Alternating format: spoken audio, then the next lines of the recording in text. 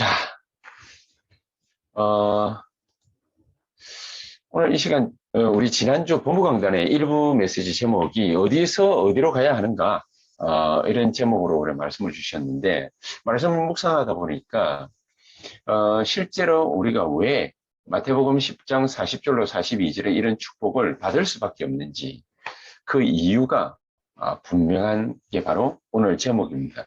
길을 잃어버렸어요. 길을 잃어버렸어요. 예수 믿는 사람도 길을 잃어버렸어요. 어떻게 신앙생활을 해야 될지 모르는 거죠. 뭘 놓고 기도해야 하고 왜 전도해야 되는지, 복음을 붙잡으라는 것이 무슨 말인지 잘 이해를 못하는 거죠. 오늘 10장 40절로 42절에 그렇게 돼 있죠. 너희를 영접하면 나를 영접하는 것이고, 나를 영접하는 게 나 보내시는 이를 영접하는 거다. 쉽게 말하면 너희들을 영접을 하면, 주의 종들을 영접을 하면, 사도들을 영접을 하면, 주의 백성들이, 성도들이 사도들을 영접하면, 주의 종을 영접하면 나를 영접하는 것이 아니고 나를 보내신 이를 영접하는 것이다. 좀 이상한 말로 들릴 수 있습니다. 잘 들어보셔야 됩니다.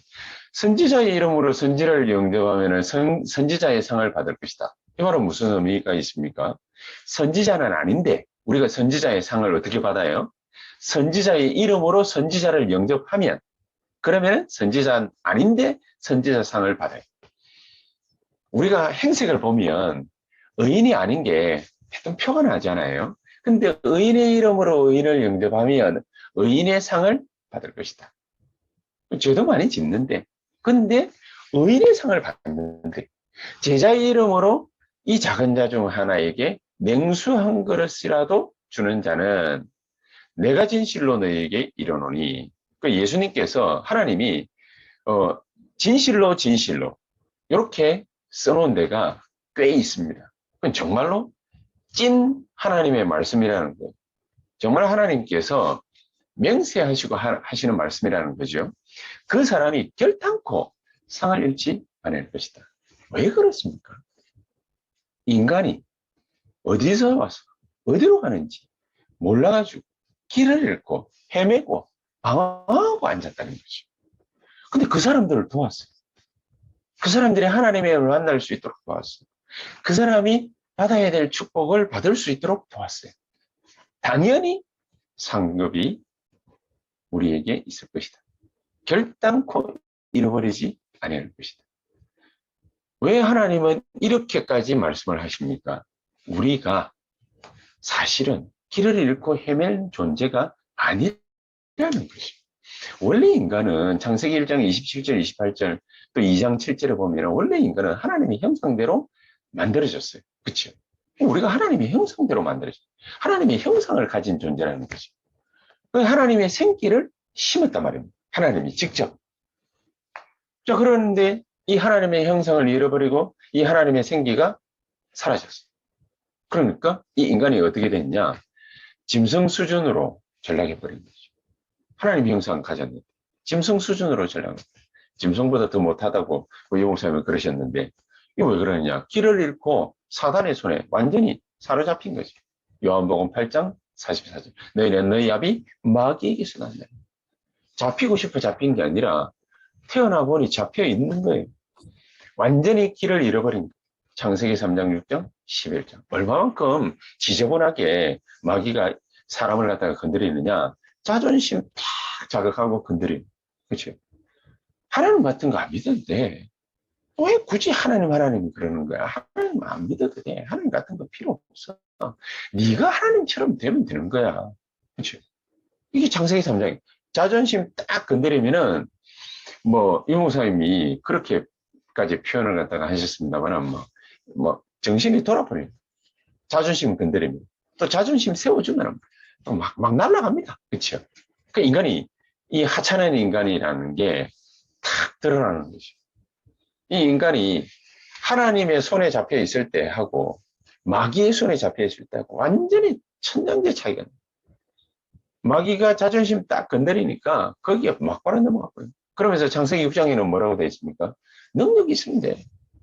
그래가지고 마귀가 네피림을 만들어버렸어. 그 능력 타령하다가 네피림 돼버려요. 그렇지. 능력이 꼭 필요한 줄 알고 막이 꼬임에 넘어가가지고 자존심 건드리지요.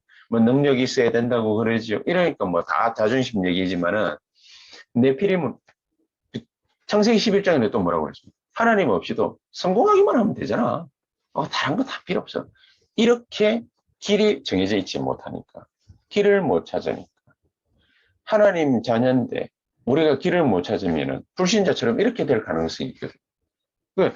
자기들이 만들어 놓고 형상을, 우상 형상을 자기들이 거기에 돌에도 절하고 나무에도 절하고 길을 못 찾으니 그걸 하나님이라고 이러다가 완전히 사탄의 손아귀에 놀아나게 되는 것입니다. 그게 불신자 6가지 상태 아닙니다. 영적 문제 오지요. 정신 문제 오지요. 나중에는 육신 문제 오죠. 후대까지 문제 오죠. 그리고 마지막에는 어떻게 됩니까? 완전히 이게 지옥으로, 나락으로 떨어져 버립니다. 이 땅 사는 동안에 마지막에는 지옥 가는데 지옥처럼 살다가 가는 거죠. 그게 인간입니다. 그게 인간이에요. 길을 완전히 잃어버린 그 인간의 모습이에요. 그래서 마태복음 10장 40절에서 42절에 하나님이 처음부터 주신 약속 아닙니까? 뭘 말하는 거죠? 그리스도. 이 그리스도를 전달하기 위해서 일한 거 만약에 있다. 냉수한 그릇도 상을 잃지 않을 것이다. 왜 이 그리스도 전달한다고 해가지고 상을 절대로 잃어버리지 않을 것이다. 그렇게까지 얘기합니까? 저 여러분들의 사역과 산업 현장 있죠. 우리의 현장이 있습니다. 이 현장에 사탄의 머리가 깨지지 않으면 사탄의 권세가 박살나지 않으면 우리를 뒤가 감싸고 있는 이 지역 배경이 깨지지 않으면 우리도 모르게 음습해오고 찾아오는 저주와 재앙 이게 무너지지 않으면요. 그게 전부 다 그리스도 이름으로 무너지고 깨지고 없어지는 거거든요.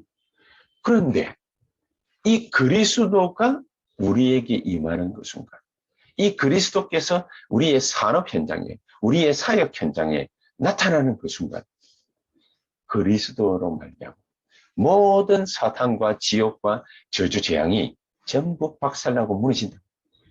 우리 산업 현장에 우리 중직자들과 우리 모든 성도님들 산업 현장에 우리 렘넌트들 개인과 학업 현장에 우리의 모든 성도님들 가정에 이 흑암 세력이 결박되지 않으면 이 지옥 배경이 깨지지 않으면 이 저주와 재앙이 물러가지 않으면 여러분 우리가 과연 어떻게 되겠습니까?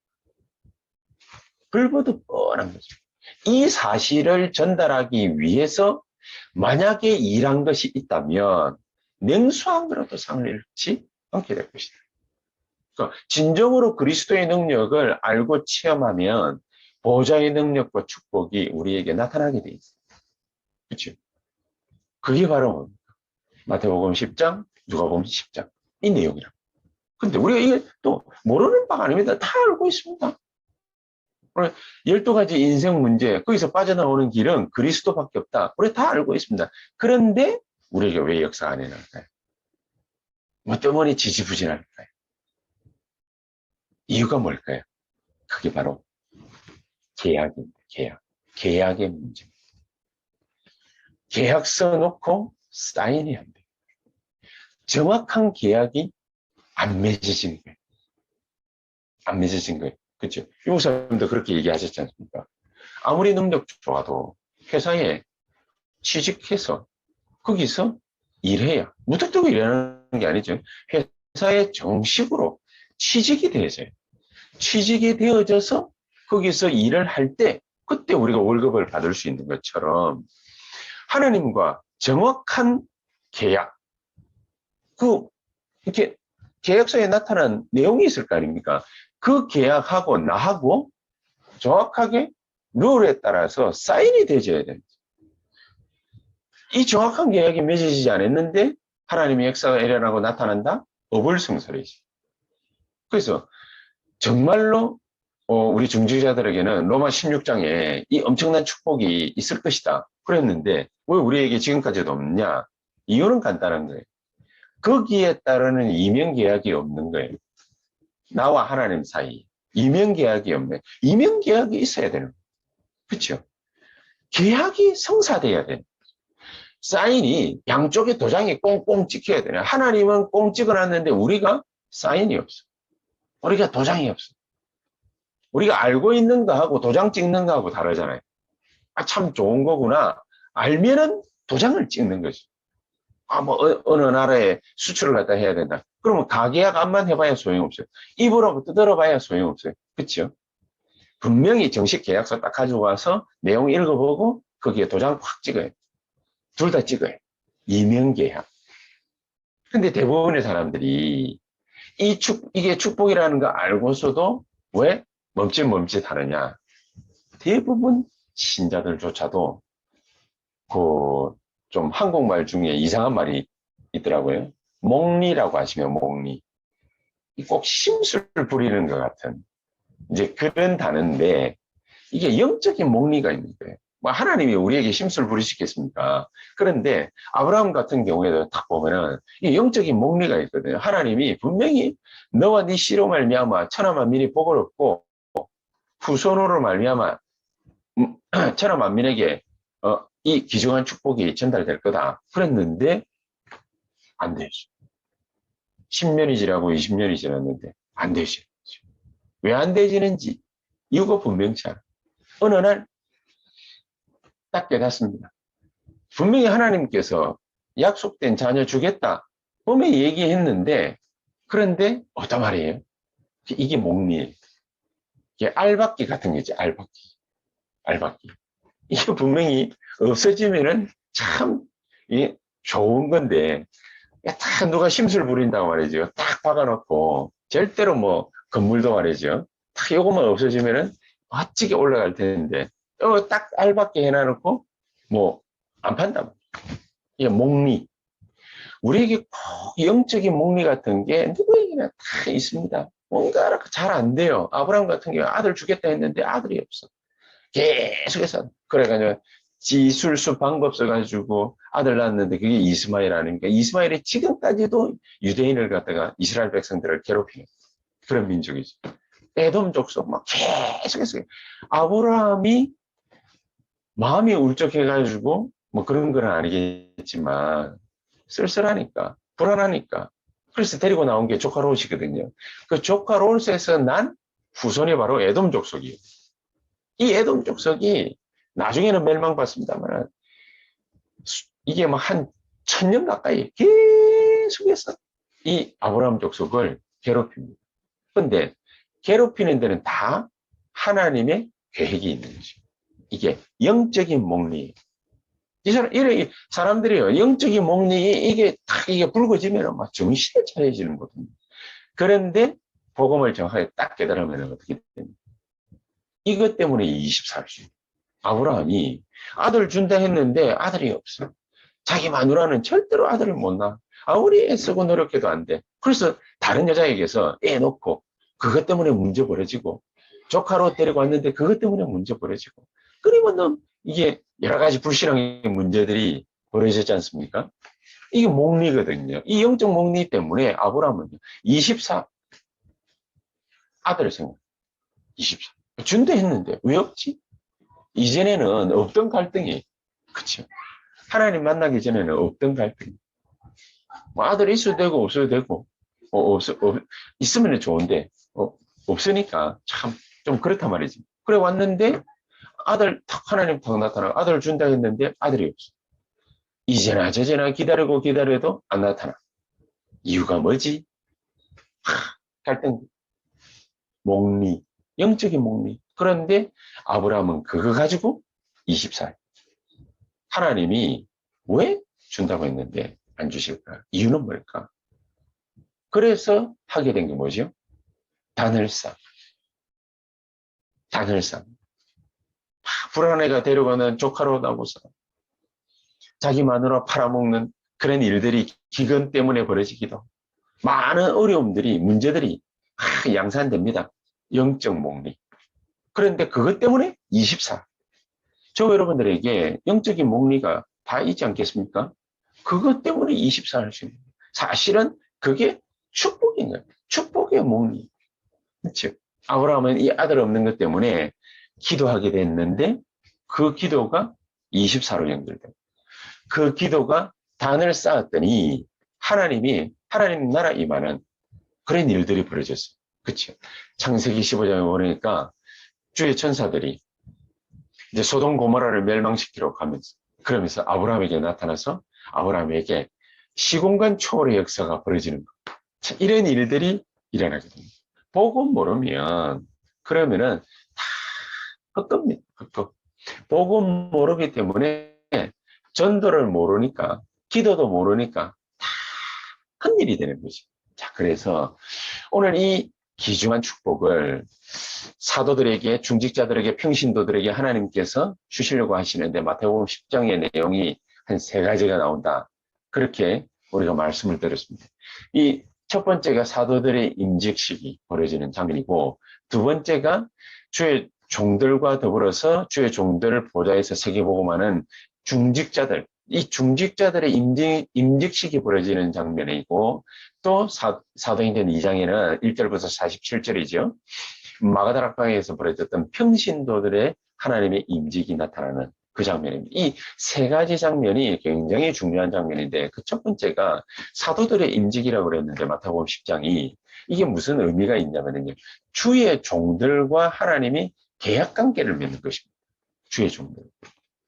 주의 종들과 하나님이 어떤 계약 관계를 맺느냐? 주의 종들을 통해서 하나님이 하시려고 하시는 일이 뭐냐? 237 나라의 영적 세계를 움직이는 겁니다. 주의 종들을 통해서 하나님은 237 나라의 영적 세계를 움직이는 일을 하시려고 하시는 것입니다. 그게 바로 전도입니다. 그래서 하나님은 이 영적 세계를 움직이는 답을 누구에게 주시느냐? 주의 종들에게. 그래서 우리가 매주마다 주일 예배를 드리면서 하나님의 말씀 듣고 수요일날 그것을 적용하기 위해서 하나님의 말씀 따라 흐름 따라 계속해서 쫓아가는 것이고, 새벽마다 우리가 단을 갖다가 계속해서 쌓는 겁니다. 별거 아닌 것 같은데 이게 우리에게 있어서 해답이요, 응답이요, 결론입니다. 이게 진짜 중요한 거예요. 이 영적인 세계를 움직이는 답을 하나님은 누구에게 주셨냐? 사도들에게. 오늘날 주의 종들에게, 목사님들에게 이 답을 갖다가 주시면서 세계를 움직이는 거예요. 세계를 어떻게 움직이느냐? 237 나라의 영적 세계를 이 답을 가지고서 움직이는 것입니다. 뭐 때문에 멸망받고, 뭐 때문에 힘이 없고, 뭐 때문에 가난하고, 뭐 때문에 쩔뚝거리는지, 그 병들고 어려움을 겪는지, 이유가 뭔지, 그것을 말씀을 통해서 해주십니다. 그래서 마태복음 10장 7절에는 주의 종들이 누려야 될 사실은 최고의 축복이 표현이 되어 있습니다. 뭐라고 표현해야 돼? 가면서 주의 종들에게 그랬죠. 사도들에게 너희들이 가면서, 현장을 가면서 천국이 가까웠다고 말을 해요. 천국에 올라가는 게 아니라 천국이 가까웠다, 하나님의 나라가 임했다, 천국이 왔다 라고 말을 해라. 무슨 의미가 있습니까? 무슨 뜻입니까? 주의 종들은 삼류 축복, 이게 필요 없는 사람. 삼류 축복을 바라면은 안 되는 사람. 주의 종들은 뭐가 꼭 있어야 되느냐? 보좌의 축복과 능력이 있어야 되는 사람. 이 보좌의 축복과 능력을 가지고 237 나라 영적 세계를 살리는 것입니다. 237 나라 영적 세계를 살릴 수 있는 답을 하나님이 주의 종들에게 주셨잖아요. 그게 바로 보좌의 축복과 능력입니다. 이거 가지고 237 나라의 영적 세계를 살려내는 것이다. 한마디로 말하면 최고의 영적인 축복을 주의 종들에게 주어놓으신 거죠. 그래서 마태복음 10장 8절에 사도들을 부르셔가지고 귀신을 내쫓고 질병을 고치는 권능을 너희에게 준다 그랬어요. 그래놓고 이 12사도 이름을 쫙 거론을 해놨지 않습니까? 직접적으로 한 사람 한 사람에게 이런 귀신 쫓아내고 질병을 고치는 이런 권능을 너희들이 받았단 말이에요. 그 사실을 현장에서 확인해라. 그러니까 이 일을 하러 가는데 두 번째 이게 이유가 나오죠. 두려워하거나 염려할 필요가 없다. 여러 가지 영적인 목리들을 갖다 이렇게 막 보면은 사람 때문에, 환경 때문에, 문제 때문에 어려워하고 힘들어하고 그런 일들이 많이 생길 수 있지 않습니까? 모세 같은 경우에 살인자가 돼가지고 광야로 도망가야 됐어요. 개인에게 있는 영적 목리인데 하나님의 뜻은 그 영적 목리 안에 딱 도사리고 있었거든요. 그렇죠? 두려워하거나 염려할 필요 없다. 마태복음 10장 17절에 22절에는 사람들이 너희를 미워하게 될 거야. 미워할 거야. 미워할 거야. 그러나 두려워하지 마. 그리고 9절에서 10절에는 금, 은, 동, 또 이걸 갖다가 담는 전대 가지지 마. 가지지 마. 금은 동, 보석 같은 거, 돈 되는 거, 이런 거 가지고 돌아다니지 마. 그러면서 두보로 또 가지지 마. 두보로 또 가져갈 필요 없어. 그리고 그거 넣을 수 있는 배낭 필요 없어. 먹을 거 넣을 수 있는 배낭 필요 없어. 의지할 수 있는 지팡이 그것도 가져가죠. 그것도 가져. 건강이고 뭐고 모든 것을 내가 확실하게 책임지겠다. 주의 종들은 이 믿음이 굳건해야 돼. 그러면서 주의 종들에게 하신 말씀이 16절에 뱀같이 지혜롭고 비둘기같이 순결해라. 너무 나대지 마. 나타날 필요 없어. 주의 종들의 일들은 그렇게 나타나서 막 나댈 필요가 없는 일들. 말씀만 깨끗이 증거하면 되는. 그래서 뱀같이 지혜롭고 비둘기같이 순결해라. 뭐 해라? 깨끗해라. 엉뚱한 짓 하다가 얻어 걸리고 뭐 그러는 게 아니라 깨끗해라. 주의 종들이 그래서 붙잡아야 될 믿음이 뭐냐? 마태복음 10장 28절에 너희 몸은 죽일 수 있어도 영혼은 죽일 수 없는 사람을 두려워하지 마. 사람을 두려워하지 마. 그러면서 29절 31절에 참새 두 마리가 팔려가는 것도 하나님의 뜻이 있어야 돼. 참새 두 마리 팔려가는 것도 하나님의 뜻이 있어야 된대요. 여러분. 참 엄청난 얘기 아닙니까? 근데 심지어 하나님은 우리 머리카락도 세시고 계시다. 인간 머리카락이 대충 한 10만 개가 넘는답니다. 물론 뭐 머리 다 빠지고 몇 가닥 안 남은 사람은 뭐 한 가닥, 두 가닥 이럴 수 있는데 보통 사람들은 10만 가닥이 넘는다고 합니다. 그걸 어떻게 셉니까? 셀 수가 없거든요. 근데 하나님은 우리의 머리카락까지도 세고 계시다. 이 믿음 갖고 있으면 하나님의 나라가 임하게 돼. 하나님의 나라가 나타나게 돼. 237 나라에 영향을 주게 돼. 이게 우리의 산업 현장에 나타나게 돼. 그렇지 않습니까? 아무 힘없는 제자들에게. 그래서 하신 말씀이 모든 족속으로 제자로서. 그러면서 내가 너희와 함께 있겠다. 아무 힘없고 쫓기는 인물들이. 그런 사람들에게 만민에게 가라. 보좌의 능력으로 내가 너와 함께 있겠다. 그러면서 땅끝까지 가라. 갈 만한 능력과 증거 주시겠다. 그렇게 말씀. 이게 주의 종들이 받은 최고의 축복 중 축복입니다. 뭘 의지하라는 것입니까? 천국에 가까웠다. 그렇지? 보좌의 축복과 능력 이거 가지고 237 나라 영적 세계를 살릴 그런 축복의 현장으로 메시지 들고 가라. 그 현장으로 뛰어들어. 이게 주의 종들이 받은 정확한 하나님의 말씀이요 계약입니다. 이게 있어요. 그냥 무식하게 믿어라 그 말이 아니라 하나님과 정확한 계약이 되어야죠. 정확한 계약. 천국의 비밀이 나에게 임할 것이기 때문에 내가 너와 함께 있을 것이기 때문에 모든 족속으로 제자를 삽니다. 함께하는 비밀이 있으면 그 함께하는 비밀을 전달해 줄 수 있잖아요. 말해 줄 수 있잖아요. 전해 줄 수 있잖아요. 그렇죠? 보좌의 능력과 축복이 뭔지 알면 천하만민에게 갈 수 있잖아요. 말해 줄 수 있잖아요. 내게 증거가 있으면 받은 증거가 있으면 땅끝까지 갈 수 있잖아요. 예루살렘 온 유다 사마리아 땅끝. 근데 이 능력을 주의 종들만 가지는 것이 아니라 이 답을 주의 종들 메시지를 통해서 말씀을 통해서 받아야 될 대상이 누구냐? 중직자들. 이 중직자들의 임직식 어떤 임직식을 해야 되느냐? 237 나라의 주의 종들은 영적인 세계에 대한 확실한 살리는 답을 하나님이 주셨다면 중직자들에게는요, 237 나라 현장 살림 능력을 가져라. 237 나라 현장 살릴 능력을 가져라. 이게 중직자들이 받아야 될, 알고 있어야 될 전도의 사실. 중직자는 현장을 움직이는 축복받은 사람입니다. 그렇죠? 현장을 뭘로 움직이느냐? 말로 움직이는 것이 아니라, 돈으로 움직이는 것이 아니라, 현장을 살리는데 어떻게 살리? 능력을 가지고 살리는 것이다. 그렇죠? 능력을 가지고 상대편을 살려내는 거죠. 우리가 능력 없으면 상대편을 어떻게 살려내겠습니까? 그래서 70지역 살려라. 중직자들에게 하나님이 전달한 메시지입니다. 70지역. 그러니까 70제자 필요하죠. 이 70지역, 70현장 딱 놓고서 살릴 수 있는 제자, 70제자.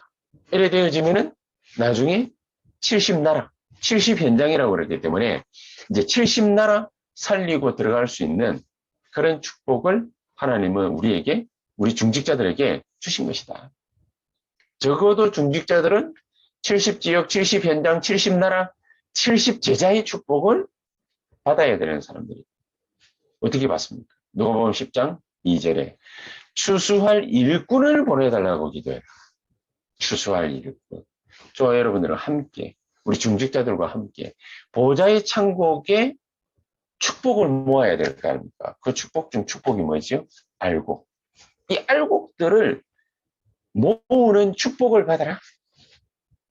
여러분들이 계신 현장에서 지교회 만들어 놓고 거기서 추수할 일꾼을 보내달라고 기도해라 라고 했는데 그게 뭔 말이냐? 보좌의 안에, 지교회 안에 그 창고에다가 알곡을 모을 수 있는 축복을 받아라. 우리 보고, 우리 중직자들 보고, 우리 산업인들 보고. 먹고 사는 현장이 아닙니다. 우리 중직자들의 현장은 먹고 사는 현장이 아니에요. 그게 보좌가 나타나는 자리예요.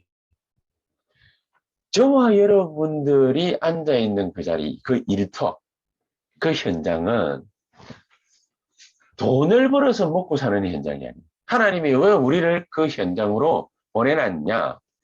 이렇게 부족한 우리를 왜 보내놨냐? 이유가 간단해요. 거기에 보좌가 임할 것이기 때문에. 보좌의 축복이, 능력이 나타날 것이기 때문에. 그래, 나타나가지고 뭐 한다는 얘기입니까? 알곡을 추수한다. 알곡을 추수해서 그대들에서 그 창고에 둔다. 이 축복을 받아라. 이런 축복을 받아라. 그래서 누가복음 10장 20절에는요. 귀신 쫓겨나는 거 그거 보고 놀라지 말고 너희 이름이 하늘나라에 기록된 것을 보고 기뻐해라. 우리 때문에 다른 사람이 복음 받고 하나님의 자녀들, 그 이름이 하늘나라에 기록되고 또 그 사람이 또 다른 사람의 전달하고 또 다른 사람의 이름이 하늘나라에 기록되고 보좌의 창고에 알곡들이 모여드는 이런 축복을 누가 받아라? 중직자들이 받아라. 우리 전도는 그런 전도. 그렇죠? 우리 전도는 237 나라 현장 살릴 능력을 회복하는 그런 축복을 우리가 받았다. 우리 중직자들이 받았다. 적어도 237 나라 살리는 그런 능력을 우리 중직자들은 회복해야 된다. 어디에서요? 내 현장에서. 내 현장에서 단순하게 사람 살리고 끝나는 것이 아니라 사람을 살려서 하나님 나라에 기록되는 가장 중요한 축복을 받아라. 어디서 말합니까? 내 현장에서. 어떻게 말입니까? 지교회 운동, 말씀 운동을 통하여 이 축복을 받아라. 그래서 237 나라 현장 살릴 능력, 사람 살릴 중요한 축복을 회복하는 그런 축복을 우리 중직자들이 받아라. 우리 중직자들은 그런 축복을 받도록 세운 사람들이 어떤 결과가 어떻게 나타났습니까? 이런 사람으로 세웠는데 초대교회가 237 나라 현장을 살릴 능력이 있는 중직자요. 사람 살려낼 중요한 축복을 회복할 중직자로 하나님 초대교회 중직자들 7명을 딱 세웠는데 무슨 일이 벌어졌습니까? 사도행전 6장에 예루살렘과 온 유대 예언되어 있거든요. 그런데 거기에 전격적으로 말씀 운동이 펼쳐진 것입니다. 그것도 모든 산업인들을 통해서 각 집에서 벌떼같이 일하는.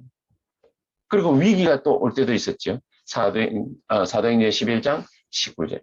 막 사람 잡아 죽이고 핍박하고 막 이런 일들이 막 벌어질 때에 쫓겨간 듯 했는데 중직자들이 안디옥이라는 곳에 모여가지고 거기서 안디옥 교회를 세운 거죠.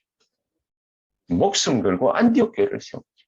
사도행전 12장에는 헤롯 왕이 베드로를 잡아서 그냥 가둬두는 것이 아니라 이제 내일이면 베드로를 사형시키려고 하는데 중직자들이 모여서 그날 밤 하나님 앞에 기도한 것입니다.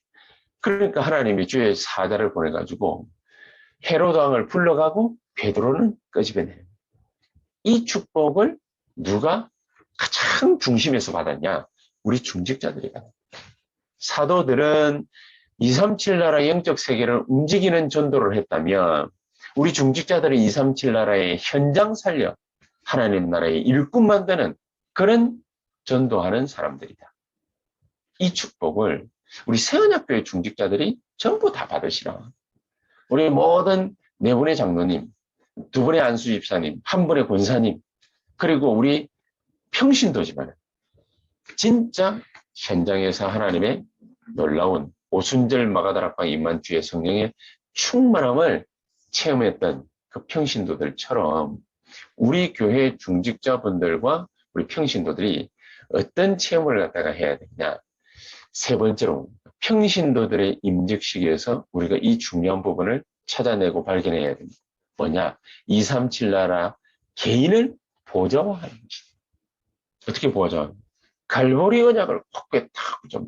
갈보리 언약. 전부 다 이뤘다. 그리스도에 관한 분명한 언약을 오직 꼭 붙잡는 것입니다. 그러면서 예수님께서 감람산에서 하나님 나라의 일을 40일 동안 설명했다고 되어 있습니다. 하나님 나라의 일, 우리의 능력이 아닌 하나님 나라, 그 엄청난 보좌의 축복과 능력, 이거 가지고 우리가 기도해야 된다. 그 말씀을 하셨던 거예요. 요거 가지고 기도해야 된다. 보좌의 능력과 축복이 나에게 나타나고 우리 교회 중직자분들의 모든 산업 현장에 그 개인에게 나타나게 하옵소서. 그렇지. 이 언약 붙잡고 기도하는 것입니다. 그러니까 사도행전 2장 1절에 13절 바람 같은 불 같은 능력이 나타나고 장래일도 보고 꿈도 꾸고 미래를 보는 엄청난 일이 벌어졌다. 한마디로 딱 얘기하면은 우리 사도들, 주의 종들과 중직자들과 또 우리 평신도들 받아야 될 응답, 그 공통점은 뭐냐? 우리의 능력으로 하는 것이 아니다. 237은 우리의 능력으로 살릴 수 있는 것이 절대로 아니다. 뭐가 임해야 됩니까? 하나님 나라의 비밀이 우리에게 나타나야 됩니다. 하나님 나라의 비밀. 이거 모르면은 움직여도 손해, 안 움직여도 손해. 결론적으로 오늘 예수님께서 말씀하신 깊은 뜻을 우리가 가슴속에 새겨야 됩니다. 하나님의 나라가 우리의 모든 산업 현장에 우리 사업체에 임하게 될 때, 이 보좌의 축복이 전달되어지게 될 때 무슨 일이 벌어지느냐? 위에서 내리는 능력이 우리에게 나타나게 되었습니다. 위에서 내리는. 우리 사업을 하나님이 위에서 내리는 능력을 퍼부어서 축복을 받아야 돼요. 그렇죠? 그렇게 받아야 돼요. 이런 일을 한다면 아무리 처음에 서로는 얘기했듯이 아무리 작은 것이라도 냉수 한 그릇도 상을 잃지 않게 될 것이다. 오늘 저와 여러분들에게 이 보좌의 축복과 능력이 그대로 여러분들에게, 여러분 가정에, 산업과 사업 현장에, 우리 랩런트들의 학업 현장에 쏟아 부어지게 되기를 주 예수 이름으로 축복합니다. 기도하겠습니다. 살아계신 주님 감사합니다. 주께서 성령으로 우리에게 온전히 역사하시는 이 시간이 되게 해주셔서 길 잃고 헤매이는 자들을 전부 살릴 수 있는 축복과 능력을 온전히 회복해 하옵소서. 예수 그리스도 이름으로 기도하옵나이다. 아멘.